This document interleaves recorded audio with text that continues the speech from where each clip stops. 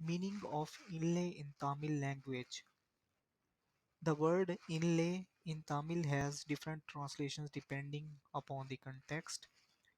If we talk about medical inlay,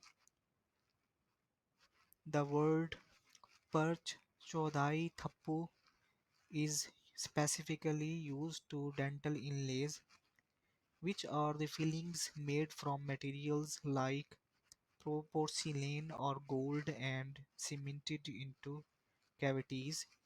And other word is pathi in Tamil that refers to the general act of setting something into another surface, and this is used for decorative inlays like putting gemstones or other materials into jewelry or artwork.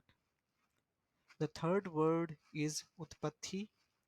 This is more specific form for inlaying, and it literally translates to inner embedding, and it is also used for decorative inlays. The fourth word is chirugu or chirugu.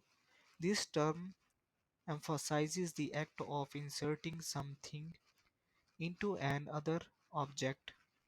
So, the accurate translation for inlay in Tamil language depends on whether you are using decorative techniques or dental procedure. So, the translation would depend upon the context.